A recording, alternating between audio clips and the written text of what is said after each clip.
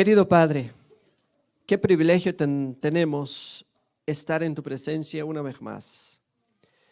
Pero antes de abrir tu palabra, queremos que tú seas nuestro maestro y predicador en esta mañana. Ayúdanos a entender tu palabra, Señor. Danos un corazón de carne, capaz de amarte, de entenderte. Ayúdanos a que podamos poner en práctica tu palabra, Señor. Que no solamente seamos oidores, sino hacedores de tu palabra. Tu palabra tiene el poder para transformar nuestras vidas. Así que, Señor, al hablarnos tú en esta mañana, que tu palabra como semilla caiga en nuestros corazones como buena tierra y que germine, crezca y den frutos para vida eterna. Bendice cada uno de mis hermanos presentes aquí, como aquellos que nos miran a través del internet en otros países, a donde quiera estén. Oh Padre, manifiéstate ahí donde están en esta mañana.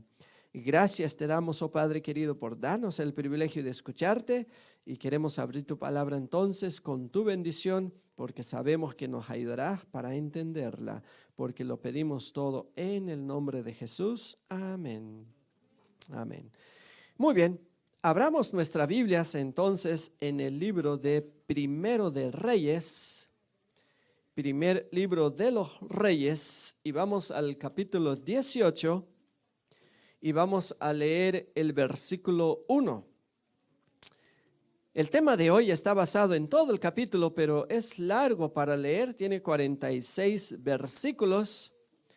Y lo que voy a hacer es que voy a resumir la historia para destacar algunas lecciones importantes que creo necesario repetirlas en esta hora. Primero de Reyes, capítulo 18, y vamos a leer el versículo 1. Primero de Reyes 18, 1. Ya ustedes saben que estamos repasando la historia de Elías, ¿verdad? Y esta mañana destacaremos otra parte de esta interesante historia. ¿Lo tenemos?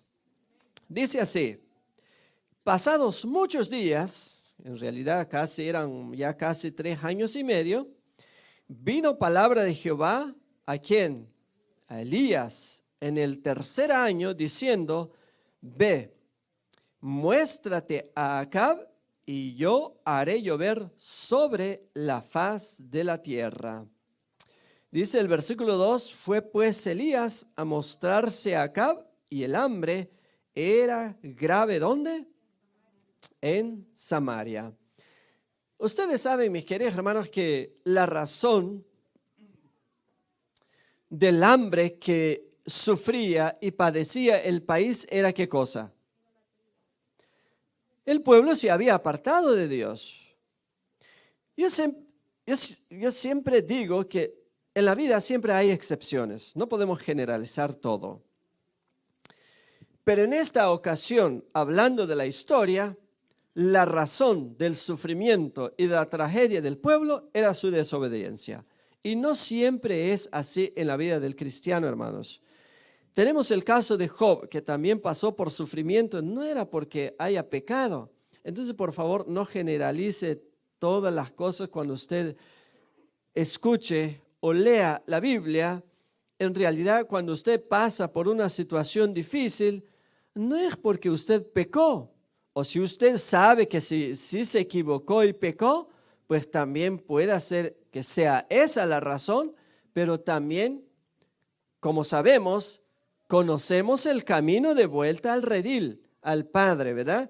Él nos perdona y podemos volver en sus sendas. Pero en esta ocasión, el pueblo se había apartado lejos de Dios, había caído a la idolatría y vivía en un tiempo de abundancia, vivía en una tierra abundante. ¿Cómo se llamaba la tierra donde Dios los había introducido? El pueblo de Israel, la tierra donde fluía ¿qué cosa?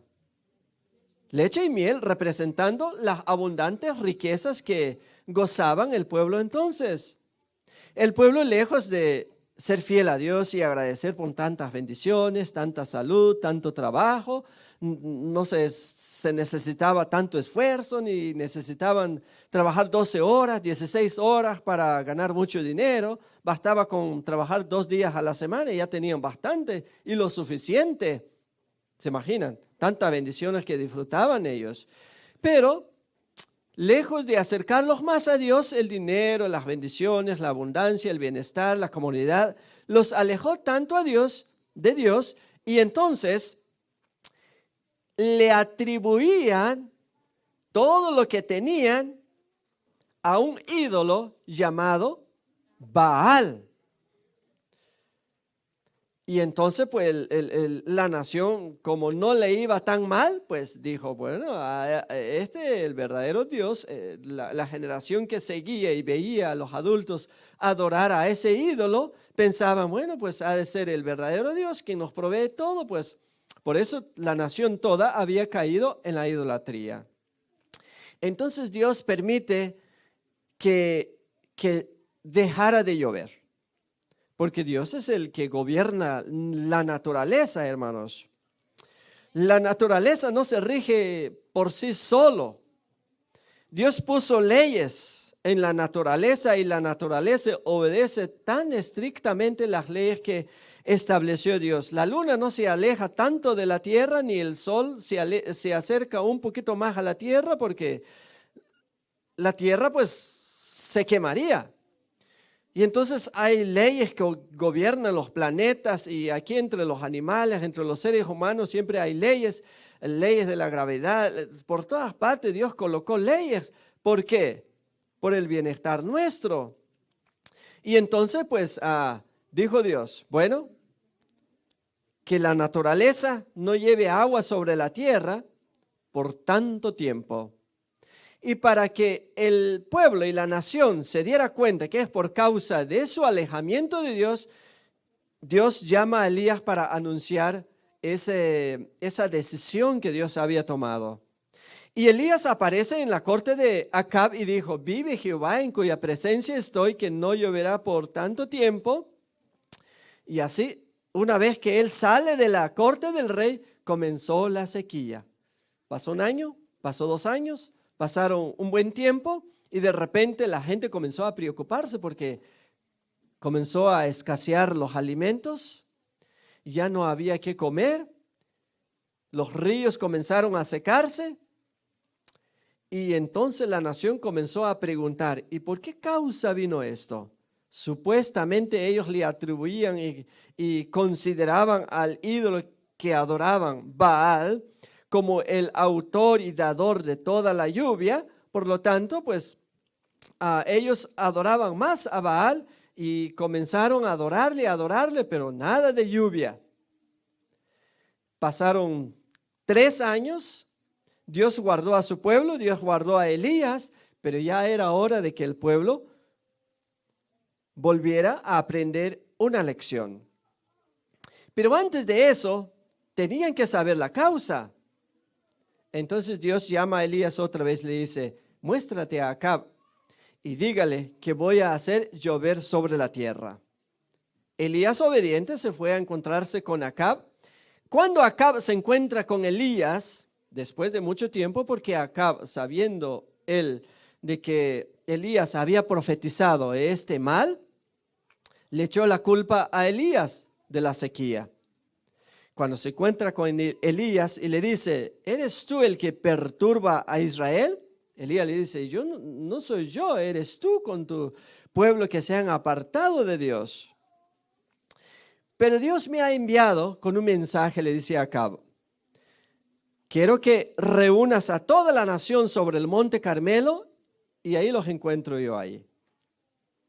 Y entonces Acab dijo, está bien. Acab reunió toda la nación, acudieron sobre el monte Carmelo y también invitó a todos los profetas de Baal. Eran como 400 que servían. Elías les hizo una propuesta, por decirlo así. Hoy día, le dice Elías a toda la gente, se va a saber quién es el verdadero Dios. Si es Jehová, el creador del cielo y de la tierra, o es el ídolo que ustedes adoran. Pero se va a saber hoy. Entonces, como la forma de la gente de adorar en aquel tiempo era ofreciendo sacrificios, porque Cristo no había venido al mundo para cumplir con esa profecía, esa era la forma que ellos tenían para adorar. Entonces, Elías le dice, ustedes van a ofrecer un sacrificio, yo también voy a ofrecer otro sacrificio, ustedes van a adorar a su ídolo, yo voy a adorar a mi Dios, y el Dios que conteste con fuego, quemando el sacrificio sin que ustedes enciendan su sacrificio, ese sea el verdadero Dios. Y los profetas de Baal dijeron, bueno, está bien, les pareció bien la idea. Elías le dice, bueno, ustedes comiencen, ustedes son más que yo. Y entonces ofrecieron el sacrificio, arreglaron el altar. Y los profetas de Baal, los adoradores de ese ídolo, dice que comenzaron a adorar a Dios desde la mañana hasta la tarde, clamando a ese ídolo para que respondiera con fuego. Hermanos, ¿ustedes creen que ese ídolo tenía el poder para hacer tal milagro? El que estaba detrás de ese ídolo era o es el peor enemigo del ser humano, el diablo. ¿Ustedes creen que el diablo tiene el poder para hacer descender fuego del cielo? ¿Cuántos creen que el diablo puede hacer eso? Bueno, hay algunos relatos que encontramos en la Biblia sorprendentes. Por ejemplo, cuando el diablo se encuentra con Dios en el cielo. Ustedes saben muy bien esta historia. Capítulo 1 de Job. Dice que el diablo entró en el cielo sin haber sido invitado. Dios le pregunta, ¿de dónde vienes? Y él contesta, pues de rodear la tierra y de andar por ella. Y Dios le dice, ¿ves a mi siervo Job? No hay otro como él, fiel y justo, obedece mi palabra. El diablo le contesta, bueno, sí, porque lo bendices, lo cuidas, lo proteges, lo guardas, lo cercas con tus ángeles, pues, así como no te va a obedecer. Y entonces el diablo le pide permiso a Dios. A ver, déjame tocarle su vida, a ver si no te maldice en tu propia presencia, a ver si no deja de ser cristiano, a ver si no se aparta de ti. Y Dios le dice, está bien, diablo. Haga lo que quieras, pero no le vayas a tocar su vida. Y el diablo ni 2 veces se le dijo, prendió vuelo del cielo como rayo y en segundo ya estaba sobre la tierra. Una de las tragedias que trajo en la vida de Job para provocarle más sufrimiento es hacer descender fuego del cielo. Job 1:16. Se trajo fuego del cielo y consumió parte del ganado de Job y de la gente que trabajaba para Job. Hermanos, ¿el diablo tiene poder para hacer descender fuego del cielo? La Biblia lo dice, sí. Porque pidió permiso a Dios y Dios se lo permitió. Tiene ese poder. Es un ángel de luz que viene del cielo caído, pero todavía ejerce ese poder todavía. Ahora el diablo, cuando Elías enfrenta a los profetas de Baal y escucha eso, dijo, pues eso es hasta fácil. Hacer descender fuego del cielo, consumir el sacrificio, pues no va a estar difícil. Hoy se va a saber que yo tengo la razón, se dijo el diablo. Y entonces los profetas de Baal comenzaron a invocar el nombre de ese ídolo. Y el diablo mirando ahí, ganas no le faltaba hacer descender fuego del cielo como lo hizo en el caso de Job. Pero esta vez Dios le dice, no. Esta vez no te doy permiso para hacer ese milagro. Entonces el diablo no pudo. ¿Por qué? Porque Dios limitó su poder. Y aquí hay una gran verdad, mis queridos hermanos. Ya que estamos hablando en este trimestre acerca del conflicto, el conflicto puede ser tan grande entre el bien y el mal. A veces pareciera que el mal progresa, prospera más que el bien. Pareciera que hay más del lado del mal que del bien, pero eso no significa que el diablo tiene la razón. Dios siempre tiene la razón. Y aunque hay más quienes le siguen al diablo, Dios al final siempre va a triunfar sobre el mal. Y cuando Dios no quiere, limita el poder del diablo. Cuando Dios no quiere, Él no puede tocar tu vida. Cuando usted esconde su vida en las manos de Dios, el diablo no tiene poder para acercarse a ti, a menos que se lo permita. Pero de otro modo, no tiene ese poder. Por eso, mis queridos hermanos, para Dios, usted y yo somos tan importantes que su cuidado especial nosotros no lo vemos a nuestro alrededor, pero Él tiene enviado a sus ángeles, porque eso el diablo mismo lo reconoció. Porque Él puede ver el mundo celeste que nosotros somos incapaces de ver, aunque en otra ocasión, en el caso de Eliseo, Dios le dio ese privilegio a que el siervo de contemplara lo que pasaba en el mundo exterior. Cuando Dios hizo el milagro de abrir los ojos del siervo de Eliseo, ¿qué vio? Vio millares de ángeles alrededor de ellos. ¿Ves? Dice Eliseo, ¿por qué vas a temer si son más los que están con nosotros que los que están con el ejército enemigo? ¡Qué maravilloso Dios! Ahora, sobre el monte Carmelo, dos grupos estaban allí, representando a dos comandantes. Dos comandantes ahí lidiando por el poder. El diablo y Dios. Los servidores del diablo y los servidores de Dios. Los que representaban a Dios y los que representaban al diablo. ¿Quién es el verdadero Dios? El pueblo, la nación había caído en la idolatría. Y es que es fácil caer en la idolatría, mis queridos hermanos. Uno piensa que la idolatría es hacer una imagen en la casa o en la iglesia, meter alguna imagen por ahí e inclinarnos ante ese ídolo. Pero la idolatría, de acuerdo a la Biblia, da una descripción completamente diferente. La idolatría es todo lo que ocupa el lugar principal en tu corazón. Si no es Dios quien ocupa el primer lugar en tu vida, estás en idolatría.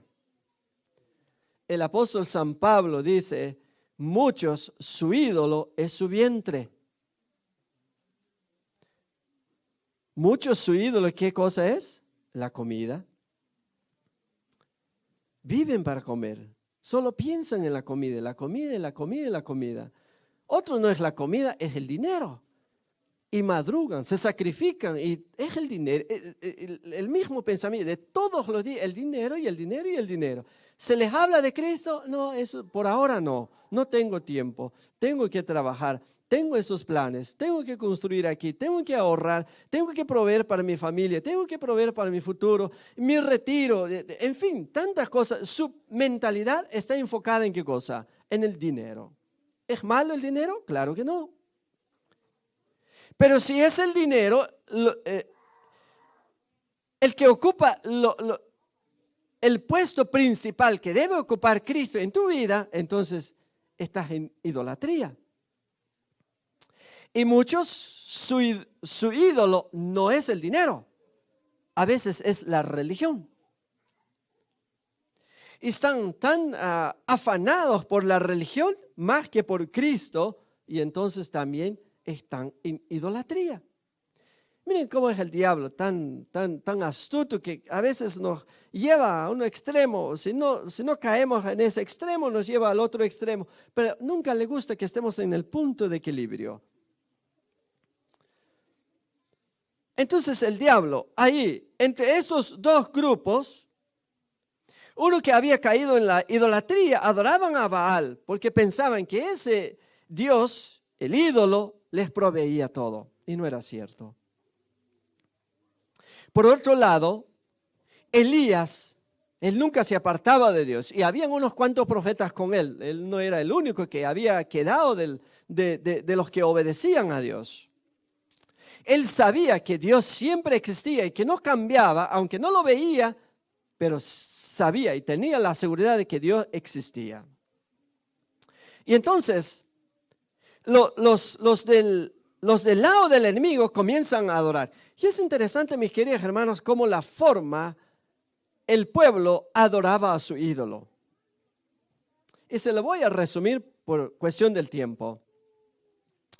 Cuando este grupo comienza a adorar a su ídolo, lo hace de una forma tan inusual, tan pervertida, de que ellos dicen que mientras adoraban, gritaban, se saltaban, se sajaban con cuchillo, en fin, hacían un alboroto ahí en medio de la adoración. Y es que eso era la forma que ellos tenían para adorar a su ídolo. Y aunque ellos, por supuesto, pensaban que adoraban a Dios al adorar a ese ídolo. Pero mis queridos hermanos, ellos en realidad no estaban adorando a Dios. Y yo les puedo decir, mis queridos hermanos, que esa no es una forma correcta para adorar. Porque esa misma forma de adorar a veces se ha introducido en algunas iglesias. Leamos algunos textos, por ejemplo. En el mismo capítulo donde nos encontrábamos, capítulo 18 de Primero de Reyes, y leamos el versículo 26. Primero de Reyes, 18-26. Ahí comienza la adoración de ellos. Y dice así: y ellos tomaron el buey que les fue dado y lo prepararon e invocaron el nombre de Baal desde la mañana hasta el mediodía, diciendo: Baal, respóndenos. Pero no había voz, ni quien respondiese. Entre tanto ellos andaban ¿cómo es la forma de ellos para adorar? Saltando cerca del altar que habían hecho. ¿Y qué más? Y aconteció al mediodía que Elías se burlaba de ellos diciendo: gritad en alta voz, porque Dios quizá está meditando, tiene algún trabajo o va de camino, tal vez duerme y hay que despertarle. Y ellos clamaban a grandes voces todavía. ¿Y qué más hacían? Se sajaban con cuchillos y con lancetas, conforme a ¿qué? A su costumbre, hasta chorrear la sangre sobre ellos. Y pasó el mediodía y ellos seguían gritando alrededor de su sacrificio. ¿Y hubo voz que les respondiese? No hubo voz que les respondiese ni que escuchase. A veces es delicado hablar de este tema, pero es parte de la historia. Hay muchas personas que piensan que la forma de nosotros para adorar aquí es muy aburrida. ¿Y saben por qué?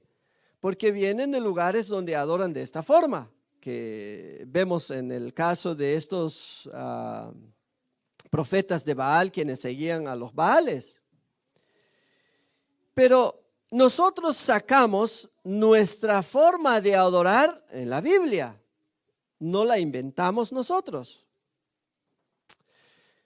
En cambio, los de Baal era una costumbre pagana de adorar gritando, saltando, bailando, sajándose con cuchillo. Esa era una forma pagana de ellos para adorar a Dios. Ahora, mis queridos hermanos, con todo respeto, ¿usted necesita gritarle a Dios para que te escuche? ¿Necesitas gritarle a Dios para que Dios te ponga atención? Dice Juan, el autor del Evangelio Juan, dice que Dios no necesita que alguien se les diga algo de nosotros, porque Él conoce el corazón y sabe todos los pensamientos de los hombres. Él conoce nuestro corazón. Ni siquiera necesitamos expresar en palabras nuestros pensamientos para que Él se dé cuenta qué es lo que hay en nuestro corazón. Ya la sabe. Entonces, usted no necesita gritar para ser escuchado por Dios. Dios te oye. Ahora, mis queridos hermanos, en algunas ocasiones, pero esas son excepciones. El apóstol San Pedro, cuando se estaba hundiendo en el agua, ¿ustedes creen que gritó o no gritó cuando oró? No hizo una oración larga, lo único que alcanzó a expresar fue: Señor, sálvame. Eso es la única excepción, diría yo, cuando alguien tiene que gritar, cuando está en una situación difícil en la que no haya ninguna salida de sus problemas, y a veces uno tiene que alzar la voz a Dios: por favor, Señor, ayúdame. Pero no en una forma en la que estaban haciendo estas personas que estaban adorando a sus ídolos, porque no es la forma correcta para adorar. Este tipo de adoración, en vez de acercarnos a Dios, nos aleja más de Dios. Por eso en nuestra iglesia nosotros no practicamos la danza ni el baile, porque no es bíblico. La Biblia dice que David, cuando llevó el arca de un lugar a otro, danzaba ante Jehová, pero no dice que lo hacía en el templo. Y otro dato interesante, que los judíos en esa cultura difieren la danza del baile, que no es lo mismo. Danzar es una cosa, bailar es otra cosa. Danzar es como saltar de alegría. ¿Cómo reaccionaría usted cuando, si un día se entera que sacó la lotería, $70 millones? Usted llegaría a la casa con una cara larga: me saqué la lotería. ¿Cómo reaccionaría? No, usted llegaría a la casa quizá tirando todas las cosas por ahí: ya me voy a otro lugar más bonito. Saltando de alegría. Eso es como danzar. David sabía que ese cofre representaba la presencia de Dios y lo estaban llevando ¿a dónde creen? Cerca de su casa. No, él iba cantando, saltando de alegría, pero no se menciona en la Biblia que él lo hiciera por costumbre dentro de la iglesia.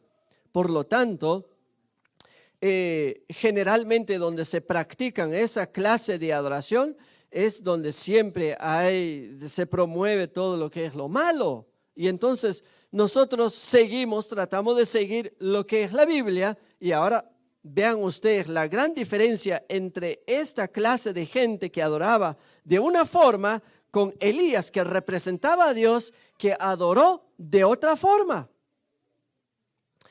A Elías, cuando le llegó el turno, mis queridos hermanos, para adorar a Dios, dice que se acercó solo él, algunas personas que le ayudaron para reparar el altar que estaba arruinado, entonces lo construyó, en fin, ofreció el sacrificio ahí, y calladito se arrodilla y clama a Dios y le dice: Señor, sea notorio hoy en todo Israel que tú eres Jehová y que tú me has enviado a mí.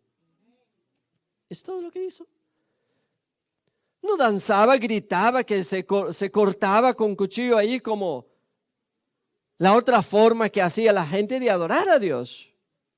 Ahora, mis queridos hermanos, cuando Elías ora de esa forma, ¿cómo reaccionó Dios? ¿Contestó su oración? Claro que sí. Y entonces el diablo, que quería aprovechar esa ocasión para engañar a la gente, y su poder fue limitado porque Dios quería hacer un milagro ahí.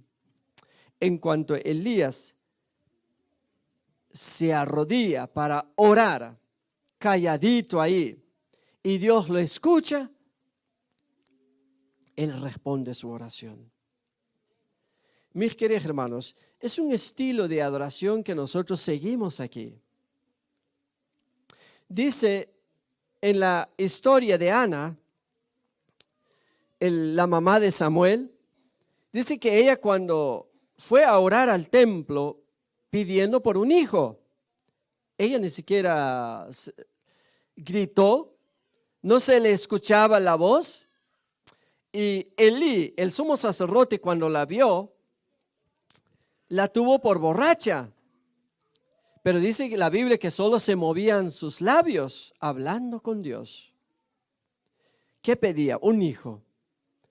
Nadie lo sabía. Y Dios también lo recompensó en público.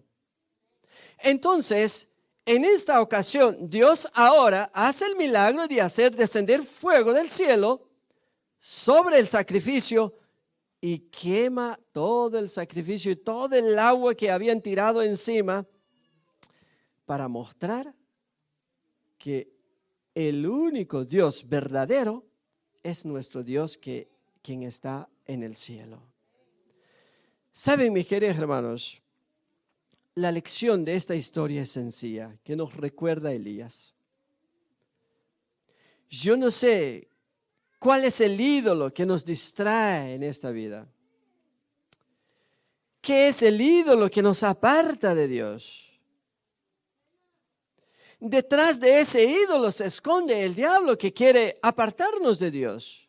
Porque el objetivo principal del diablo es que nosotros nos perdamos. Pero lo peor del diablo, mis queridos hermanos, de sus planes, es que si él nos matara a todos de un momento a otro, pues eso sería hasta una bendición.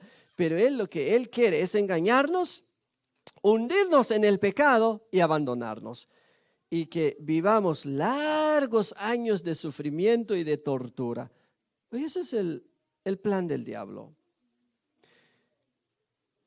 Pero entonces Dios viene y nos muestra el camino. Él viene y deshace todo lo que el diablo destruye en nuestras vidas. Si en algún momento, mis queridos hermanos, algo nos distrae, algún ídolo que nos ha distraído, nos ha apartado de Dios, porque es fácil apartarnos de Dios. Es fácil pensar que tal vez estamos bien ahora, cómodos económicamente o en cuanto a salud, a familia, en todas las demás áreas de la vida. Es fácil pensar, bueno, pues estoy así porque he sido muy inteligente, sabio, me preparé para este momento. ¿Para qué necesito Dios? Puede ser que algún ídolo nos ha apartado de Dios. Pero si Dios nos está llamando, es precisamente porque no caigamos en esa idolatría que nos lleva al sufrimiento. Nos llama para que ahorremos todo el sufrimiento que se trae consigo la idolatría, el apartarnos de Él. Y entonces Elías, después de haber hecho este milagro, miren lo que contesta el pueblo. En el versículo 38, bueno, leamos desde el 37, dice así, del mismo capítulo 18 de Primero de Reyes.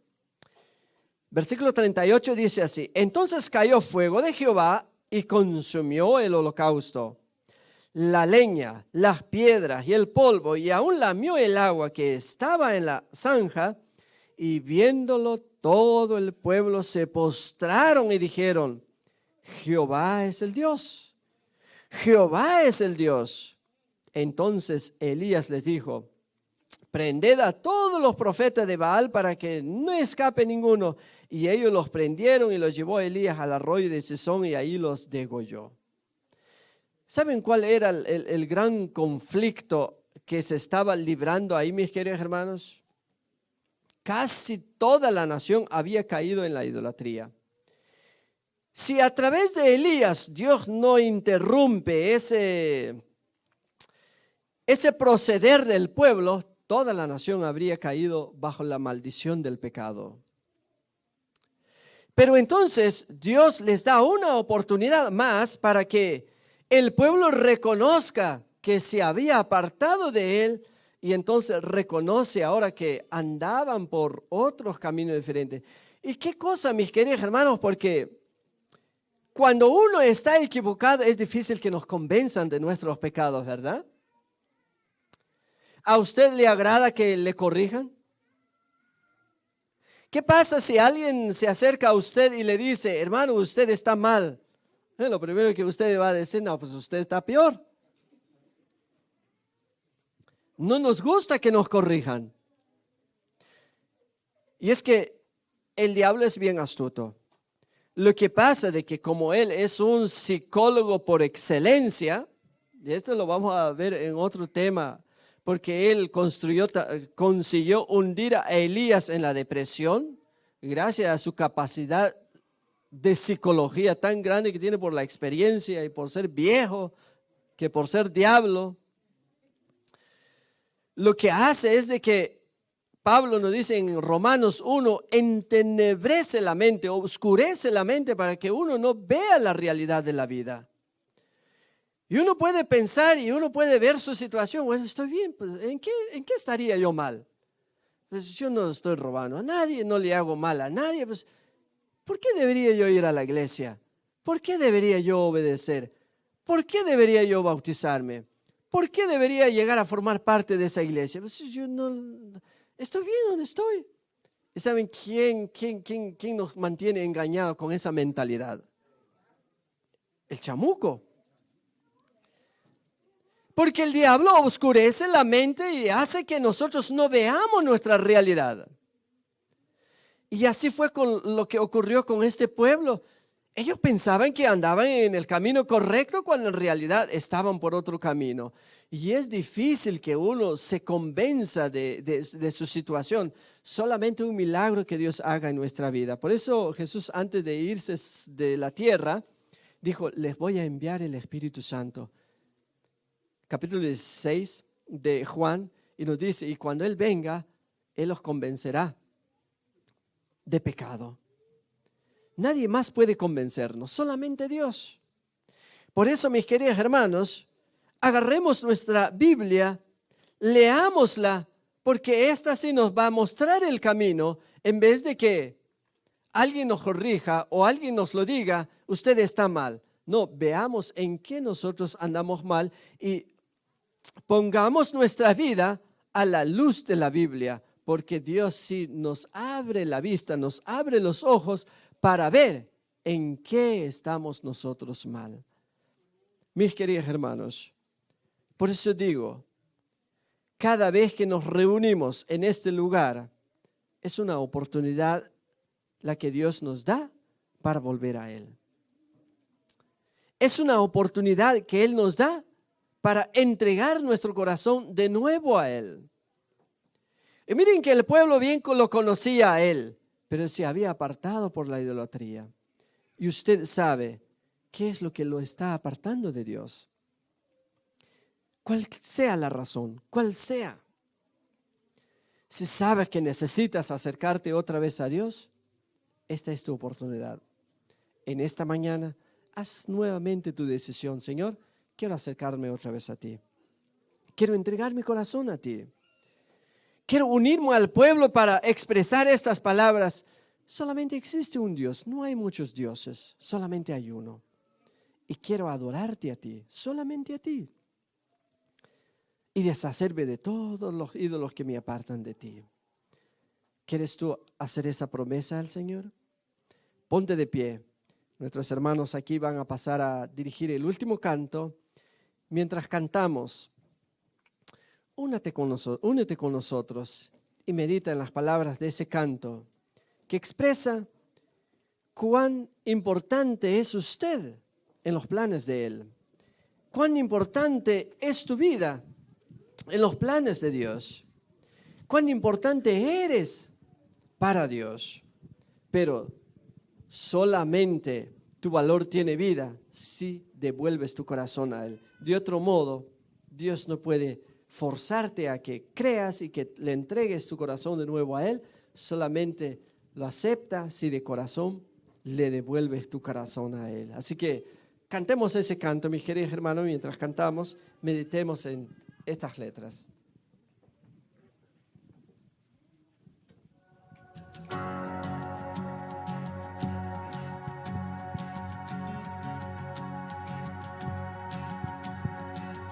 ¿Quién soy yo para que el grande me acepte así? Me encontró en mi perdición su amor por mí, oh su amor por mí.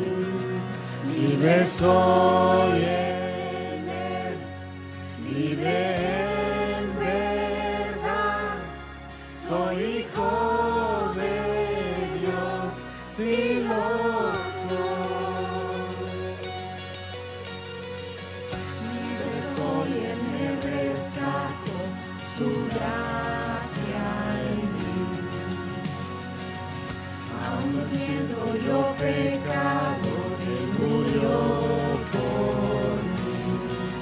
Él murió por mí. Libre soy en él, libre en verdad. Soy hijo de Dios, sí lo soy. En tu casa, Dios, sitio hay para mí. Soy hijo de Dios, sí lo soy. Escogido, perdonado, yo soy quien dices que soy. Has conmigo a mi lado, yo soy quien dices que soy. Escogido, perdonado, yo soy quien dices que soy.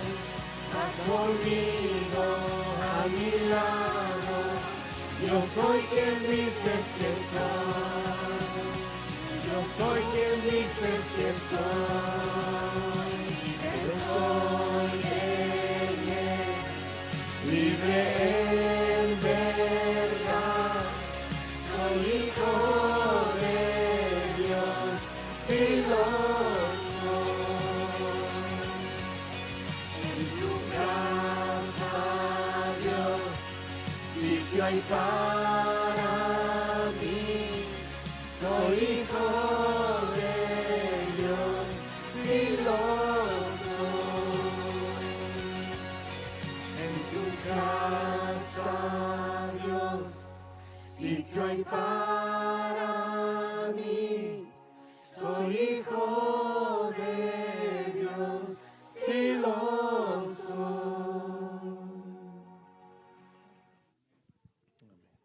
Vamos a orar. Querido Padre, como lo hemos cantado, somos tus hijos.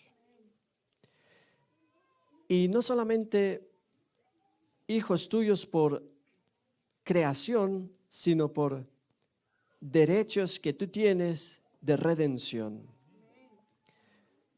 Porque nos habíamos perdido, pero viniste a rescatarnos del pecado. Ahora, oh Padre, no permitas que caigamos en la idolatría, porque la idolatría es todo aquello que nos distrae de ti. Cualquier cosa que ocupa el único lugar que debes ocupar en nuestro corazón es idolatría. Oh Padre querido, no permitas que nada nos robe tu lugar en nuestro corazón. Tú eres el único Dios. Lo mostraste en este caso con Elías, limitando el poder del enemigo porque tú tienes el poder sobre él.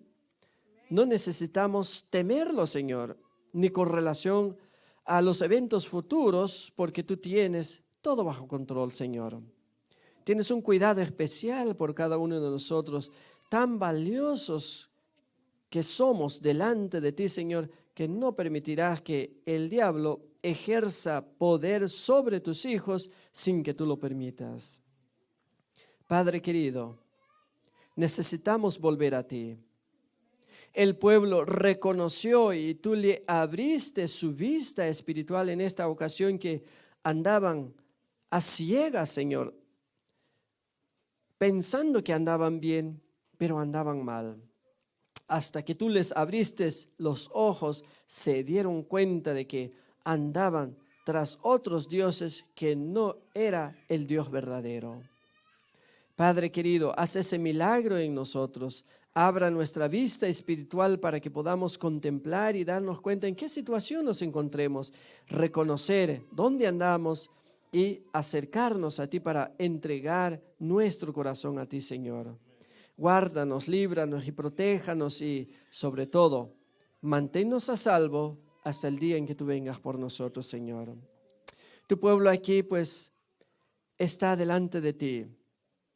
Si se ha unido para expresar esta misma frase que el pueblo de Elías, Jehová es el único Dios, si lo reconoce en esta hora, Señor, acepta la vida de cada uno, Señor, que te está entregando a ti en esta mañana, Señor.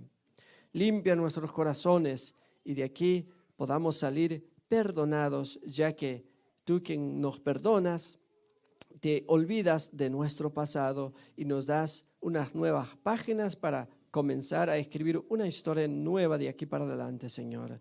Gracias te damos por todo. Ahora, al salir de este lugar, saldremos con tu paz y tu bendición porque has estado con nosotros, nos has perdonado, así como este pueblo de nuestra historia de hoy, que lo perdonaste, así también estuviste dispuesto a perdonar nuestros pecados en esta hora. Así que gracias te damos, oh Padre querido. Queremos adorarte únicamente a ti como Dios creador del cielo y de la tierra y no permitas que nos apartemos de ti, porque lo pedimos y lo agradecemos en el nombre maravilloso de nuestro Señor Jesucristo.